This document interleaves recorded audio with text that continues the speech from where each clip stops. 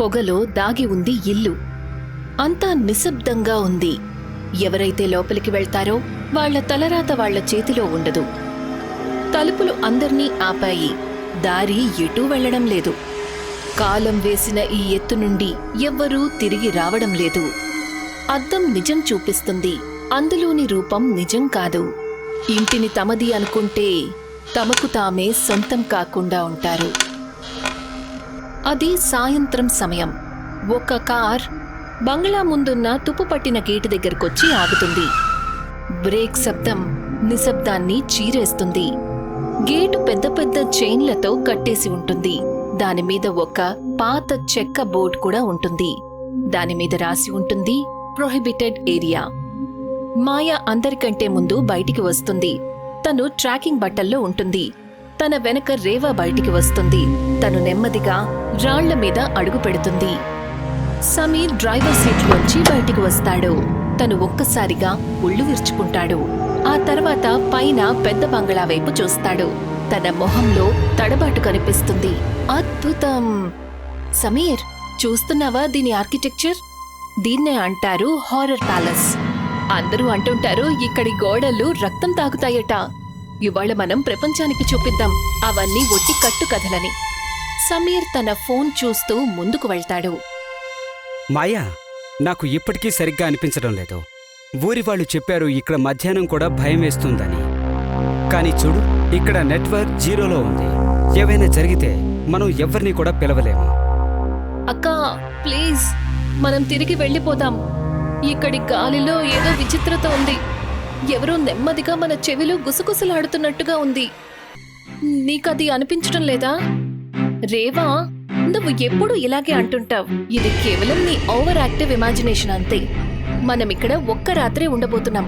రేపు ఉదయానికల్లా మనం national award winning డాక్యుమెంటరీతో ఇక్కడి నుంచి వెళ్ళిపోతాము. భయపడకు, నేనున్నాను కదా. మాయా ముందుకు వెళ్లి గేట్ ని గట్టిగా ఓపెన్ చేస్తుంది. దానితో అక్కడ చాలా గట్టిగా శబ్దం వస్తుంది. అది వినగానే అందరికీ విచిత్రంగా అనిపిస్తుంది. కాసేపటి తర్వాత ముగ్గురు లోపల హాల్లోకి ప్రవేశిస్తారు. హాల్ చాలా పెద్దది. ఎదురుగా ఒక పెద్ద మెట్లు పైవైపుకి వెళ్తూ ఉంటాయి. పగిలిపోయిన షాండిలియర్ గాజు ముక్కలు అక్కడ నేల మీదంతా చెదిరిపోయి ఉంటాయి. ఉన్నట్టుండి మెట్ల వెనకవైపు మూల నుంచి ఒక నీడ ఎదురుగా వచ్చి నిలబడుతుంది. రేవా కంగారు పడి వెనక్కి వెళ్తుంది.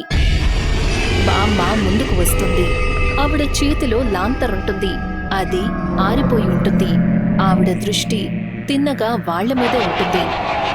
మీరు ఇక్కడ ఏం వెతుకుతున్నారు? ఇక్కడ మట్టి ఇంకా నిశ్శబ్దమే మిగిలింది. నమస్కారం బామ్మగారు, నా పేరు మాయా. ఈ ఇంటిని మీరే చూసుకుంటున్నారని మాకు తెలిసింది.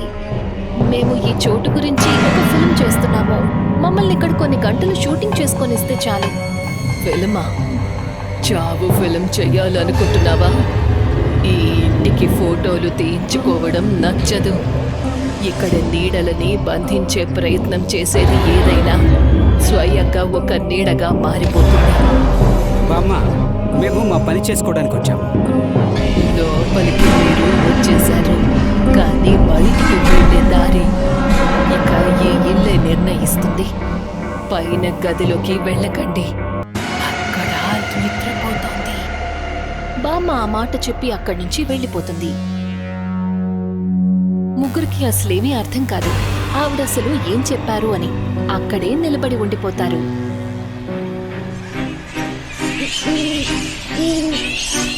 రాత్రివేళ ముగ్గురు కూడా ఒక పెద్ద డైనింగ్ టేబుల్ దగ్గర తమ వస్తువులను పెడతారు. సమీర్ కెమెరా లెన్స్ ని శుభ్రం చేస్తూ ఉంటాడు. ఇక మాయా తన నోట్స్ చూస్తూ ఉంటుంది. రేవా కిటికీ దగ్గర కూర్చొనుంటుంది. బయట చీకటి ఆకాశాన్ని చూస్తుంటుంది. కిటికీలో నెమ్మది నెమ్మదిగా పొగ కమ్ముకుంటుంది. మాయా ఒక డిక్టాఫోన్ ని తీస్తుంది. అందులో తన గొంతును రికార్డ్ చేస్తుంది. Scene 4, shot 1. మేము రక్త భవనం లోపల ఉన్నాం. ఇక్కడి టెంపరేచర్ బయట కంటే కనీసం 10 డిగ్రీలు తక్కువ ఉంది. విచిత్రమైన విషయం ఏంటంటే ఇక్కడ పక్షులు, పురుగులు ఏవీ కనిపించడం లేదు. ఎంత నిశ్శబ్దంగా ఉందంటే మా గుండె చప్పుడు మాకే వినిపిస్తోంది. అక్కా, అలా చూడు, గోడల మీద అదేంటి? రేవా ఫైర్ ప్లేస్ పైన ఉన్న ఒక పెద్ద చిత్రం వైపుకి చూపిస్తుంది. అది ఒక బ్రిటిష్ కాలానికి చెందిన ఒక కుటుంబం యొక్క పెయింటింగ్. అందులో పిల్లల మొహాలను ఏదో పదునైన వస్తువుతో గీకటం జరిగింది. కేవలం తల్లి మొహం స్పష్టంగా కనిపిస్తుంది. ఇక ఆమె కళ్ళు ఎంత స్పష్టంగా ఉంటాయంటే ఆమె రేవా ప్రతి కదలికను చూస్తున్నట్టు అనిపిస్తుంది. బహుశా ఎవరో పిచ్చివాడు చేసుంటారు, లేకపోతే ఏళ్ల తరబడిన చెమ్మ పెయింట్ని పాడు చేసుంటుంది. భయపడుకురేవా, ఇది కేవలం ఒక పాత పెయింటింగ్. ముగ్గురు సరేనని తల ఊపుతారు. విషయాన్ని లైట్ గా తీసుకుని వదిలేస్తారు. ఇక తమ పనిలో బిజీ అయిపోతారు. ముగ్గురు ఫస్ట్ ఫ్లోర్ ని చూడాలని నిర్ణయించుకుంటారు. అక్కడ రెండు వైపులా తలుపులు ఉంటాయి. అన్ని మూసి ఉంటాయి. వాళ్ళ అడుగులతో చెక్క ఫ్లోర్ కదులుతుంటుంది. మాయా ముందుకు వెళ్తూ ఉంటుంది. తన చేతిలో పెద్ద టార్చ్ ఉంటుంది. దాని వెలుగు చీకటిని చీరేస్తూ ముందుకు వెళ్తుంది. తను మొత్తానికి ఒక తలుపు దగ్గరికి చేరుకుంటుంది. అది బాగా ఎండిపోయిన రక్తంలాగా ఎర్ర రంగుతో నిండి ఉంటుంది.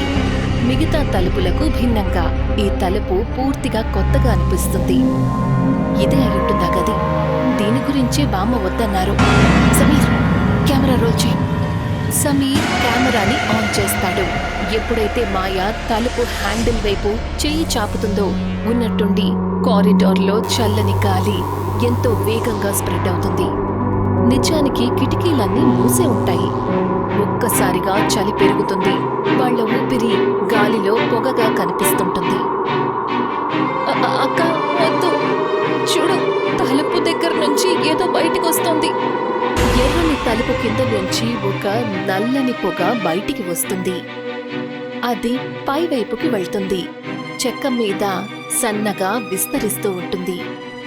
గది లోపల నుంచి నెమ్మదిగా ఆపకుండా గీకుతున్న శబ్దం వినిపిస్తూ ఉంటుంది. గోర్లతో రాతి మీద గీకుతున్నట్టు. మాయా వెనక్కి వెళ్తుంది. ముగ్గురు అదంతా చూస్తారు. వెంటనే కింద ఫ్లోర్కి పరుగులు పెడతారు. ముగ్గురు మెయిన్ డోర్ దగ్గరికి పరిగెడతారు. తలుపు మూసి ఉంటుంది. వాళ్ళు పూర్తిగా ప్రయత్నిస్తారు, కానీ తలుపు తెరుచుకోదు. వాళ్ళక్కడి నుంచి వెళ్ళిపోతారు. వాళ్ళు పరిగెడుతూ కిచెన్లోకి చేరుకుంటారు. ఏ నమ్మకంతో అంటే వెనక తలుపులో నుంచి బయటికి వెళ్లే దారి దొరుకుతుంది అని. ఇది తెరుచుకోవడం లేదు. ఎలా అనిపిస్తుందంటే ఎవరో బయట నుంచి దీన్ని వెల్డ్ చేసినట్టుంది. మాయా, మనం కిటికీని పగలగొట్టాలి. ముగ్గురు సరేనని తల ఊపుతారు. సమీర్ ఒక బరువైన ఇనప పాత్రను తీస్తాడు. కిటికీ మీదకు విసురుతాడు. ఆ పాత్ర కిటికీకి కొట్టుకుని సన్నని శబ్దం చేస్తుంది. తర్వాత కింద పడిపోతుంది. అద్దం మీద ఎటువంటి ప్రభావము పడలేదు. మనం ఇక్కడ బందీలైపోయాము. బామ్మ ఎక్కడ? ఆవిడ కోసం వెతకండి. బామ్మ, బామ్మ, మీరెక్కడున్నారు? మేం బయటికి వెళ్ళాలి. ప్యాంట్రీ చీకట్లో వాళ్ళకి ఒక భయంకరమైన నవ్వు వినిపిస్తుంది. అది బామ్మ గొంతు కాదు. అది ఒక చిన్న పిల్లాడి నవ్వు. తను దొంగ ఆట ఆడుకుంటూ నవ్వుతున్నట్టు అనిపిస్తుంది. నాతో దొంగాట ఆడతారా? ఎవరు దొరికిపోతారా? వాళ్ళు ఎప్పటికీ నా సొంతం. ముగ్గురు ఆ గొంతును వింటారు. కంగారు పడి అక్కడి నుంచి తమ ప్రాణాలు కాపాడుకోవాలనే ఉద్దేశంతో పరుగు పెడతారు. వాళ్ళు తిరిగి డైనింగ్ ఏరియాలోకి వస్తారు. అక్కడ వాళ్ళు తమ సామాన్లు పెట్టుకున్నారు. అక్కడ వెలుగు కేవలం కొన్ని కొవ్వొత్తుల నుంచే వస్తోంది. వాళ్ళందరూ చాలా గట్టిగా ఊపిరి తీసుకుంటారు. అప్పుడే సమీర్ తన కెమెరాని తీస్తాడు. అందులో రికార్డ్ అయిన వీడియోని చూడటం మొదలు పెడతాడు. దాన్ని చూడగానే తన కళ్ళు పెద్దవైపోతాయి. మాయా, ఇలా చూడు, ఇది ఇప్పుడే రికార్డు అయింది. మనం పైన ఉన్నప్పుడు. తను ఫుటేజ్ని ప్లే చేస్తాడు. అందులో వాళ్ళు కారిడార్లో నడుస్తూ ఉండటం చూస్తాడు. కానీ ఫుటేజ్లో వాళ్ళు వెనుక ఒక పొడవైన వంకర టింకర ఆకృతి నడుస్తూ ఉంటుంది. అది రేవా పీకకు కొన్ని ఇంచీల దూరంలోనే ఉంటుంది. ఆ ఆకృతి చాలా పెద్దది. దాని మొహం చాలా విచిత్రంగా అనిపిస్తుంది. ఇదేంటి? ఇది నాకు వెనకాలే ఉంది. మనం ఏదో ఒక దారి వెతకాల్సింది. సమీర్, నీ దగ్గర ఏమైనా ఆయుధం ఉందా? లేదు, బండిలో ఉంది. ఇక్కడ నా స్టాండ్ మాత్రమే ఉంది. ఉన్నట్టుండి కొవ్వొత్తులన్నీ ఒకేసారి ఆరిపోతాయి. ముగ్గురు భయంతో ఒకరికొకరు అతుక్కుంటారు. వాళ్ల గెడ్డం కంగారుతో వణికిపోతూ ఉంటుంది. ఎప్పుడైతే వాళ్ళు ముందుకు వెళ్తారో రేవా కాలు నేల మీద దేనికో కొట్టుకుంటుంది. ఆ చోటు మిగతా చోట్ల కంటే భిన్నంగా ఉంటుంది. వాళ్ళు కార్పెట్ ని తీస్తారు. కింద ఒక ట్రాప్ డోర్ లో నుంచి సన్నని వెలుగు వస్తూ ఉంటుంది. వాళ్ళకనిపిస్తుంది బహుశా బామ్మ అక్కడ ఉండుండొచ్చని, లేదా బయటికి వెళ్లే దారయ్యుండొచ్చని. అందుకని ముగ్గురు కిందకు వెళ్తారు. మెట్లు చాలా చిన్నవి, లోపలికి ఉన్న కారణంగా కాస్త జారుతూ ఉంటాయి. ఎప్పుడైతే వాళ్ళు లోపలికి వెళ్తారో అప్పుడు వాళ్లకొక బేస్మెంట్ కనిపిస్తుంది. అది ఏదో తాంత్రిక స్థలంలా ఉంటుంది. షెల్ఫ్ లో వేలల్లో చిన్న చిన్న మట్టి బొమ్మలు ఉంటాయి. ప్రతి బొమ్మకి ఒక పేరు రాసి ఉంటుంది. విక్రమ్ 1992, సోనియా 2004. అక్క ఇలా చూడు. రేవా గది మధ్యలో ఉన్న ఒక చిన్న స్టూల్ వైపు చూపిస్తుంది. అక్కడ 3 కొత్త బొమ్మలు ఉంటాయి. అవి ఇంకా పూర్తిగా తయారవ్వలేదు, కానీ వాటి మీద ఉన్న బట్ట ముక్కలు మాయా జాకెట్, రేవా స్కార్ఫ్ ఇంకా అమిత్ షర్ట్ తో మ్యాచ్ అవుతాయి. ఈవిడ పిచ్చిది కాదు, ఈవిడ ఒక రాక్షసి. ఆవిడ మనల్ని వేటాడుతోంది. ఉన్నట్టుండి వాళ్ల పైన ఉన్న బరువైన ట్రాప్ డోర్ గట్టిగా మూసుకుంటుంది. వాళ్ళు అక్కడ ఇరుక్కుపోతారు. షెల్ఫ్ లో ఉన్న మట్టి బొమ్మ నెమ్మదిగా వణికిపోవటం మొదలవుతుంది. తెరవండి బామ్మ, మమ్మల్ని బయటికి పంపించండి, మమ్మల్ని క్షమించండి, మేం వెళ్ళిపోతాము. రాతి గోడల మీద ఒక గొంతు వినిపిస్తుంది. అది బామ్మ గొంతు, కానీ ఇప్పుడు అది అన్ని వైపుల నుంచి వినిపిస్తున్నట్టు అనిపిస్తుంది. మనిషి తన ఇష్ట ప్రకారం వస్తాడు, వచ్చాక ఈ ఇంటి ఇష్ట ప్రకారం వెళ్తాడు. ఈ ఇల్లు ఆకలితో ఉంది, దీనికి తాజా కథలు కావాలి. మీ జ్ఞాపకాలు, మీ భయం, ఇప్పుడు అంతా నా సొంతం. ఉన్నట్టుండి గది నల్లని పొగతో నిండిపోతూ ఉంటుంది. వాళ్ళు ఊపిరి తీసుకోవడానికి కష్టపడతారు, దగ్గుతారు, ఆయాసపడతారు. చీకటి వాళ్ళని తనలో కలిపేసుకుంటున్నట్టు. మాయా కళ్ళు తెరుస్తుంది. తనిప్పుడు బేస్మెంట్ లో లేదు. తను చల్లని రాతి నేల మీద ఎర్రని తలుపు ఉన్న అదే గదిలో ఉంటుంది. రేవా ఇంకా సమీర్ తన పక్కన స్పృహ లేకుండా పడుంటారు. గదంతా ఖాళీగా ఉంటుంది. గోడ మీద ఒక పెద్ద అద్దం ఉంటుంది. ఆ అద్దం ఫ్రేమ్ మనిషి ఎముకలతో ఉంటుంది. మాయా కంగారు పడుతూ దాని దగ్గరికి వెళ్తుంది. కాని అద్దంలో కనిపించే మొహం తనది కాదు. అందులో తను బామ్మ రూపంలో కనిపిస్తుంది. లేదు, ఏం జరుగుతోంది? సమీర్, రేవా, లేవండి. రేవా తన కళ్ళు తెరుస్తుంది, కాని తను పూర్తిగా తెల్లగా మారిపోతుంది. లేచి నిలబడుతుంది. ఎవరో తనని తాడుతో లాగుతున్నట్టు, ఒక తోలుబొమ్మలాగా. అక్కా, ఎందుకు భయపడుతున్నావు? ఇప్పుడు మనం ఎప్పుడూ కలిసి ఉంటాము, ఈ ఇంటి గోడల లోపల. ఆ మాట చెప్పి రేవా ఉన్నట్టుండి గాలిలో మాయమైపోతుంది. మాయా ఆశ్చర్యపోతుంది. భయం తనని చుట్టుముడుతుంది. తను వెంటనే సమీర్ని లేపుతుంది. ఆ తర్వాత ఇద్దరూ అక్కడ్నుంచి పరుగులు పెడతారు. ఇద్దరూ రెడ్ తలుపుని గట్టిగా తోసి బయటికి వస్తారు. కారిడార్లోకి చేరుకుంటారు. వాళ్ళు మెట్ల మీద నుంచి కిందకు పరిగెడతారు. మెయిన్ డోర్ వైపుకి వెళ్తారు. ఈసారి తలుపు సులభంగా తెరుచుకుంటుంది. ఎప్పుడైతే వాళ్ళు లోపలికి వస్తారో అప్పుడు డైనింగ్ ఏరియాలో ఉంటారు. ఇదేంటి, మనం మళ్ళీ ఇక్కడికి ఎలా వచ్చాము? మాయా, పరిగెత్తు! వాళ్ళు మళ్ళీ మెయిన్ డోర్ దగ్గరికి పరుగులు పెడతారు. కానీ ఎప్పుడైతే వాళ్ళు ఎంట్రన్స్ హాల్లో నుంచి వెళ్తారో వాళ్ళకప్పుడు అనిపిస్తుంది మళ్ళీ మెట్ల దగ్గరికే వెళ్తున్నారు అని. వాళ్ళు ఎటు వెళ్తున్నారో వాళ్ళకే తెలియట్లేదు అన్నట్టు. ఇది ఎందుకు పూర్తవ్వట్లేదు? మనం ఇక్కడే తిరుగుతున్నాం. మట్టి మధ్యలో నుంచి రేవా వాళ్ళ ముందుకు వస్తుంది. ఎందుకంటే బయట ప్రపంచమేదీ లేదు, ఈ ఇల్లు మాత్రమే ఉంది. మాయా ఇంకా సమీర్ రేవా భయంకరమైన రూపాన్ని చూస్తారు. అక్కడ్నుంచి వెనక్కి పరుగెడతారు. వాళ్ళు ఒక గదిలోకి వెళ్తారు. ఆ తర్వాత తలుపుల్ని మూసేస్తారు. ఇద్దరూ గట్టిగా ఊపిరి తీసుకుంటారు.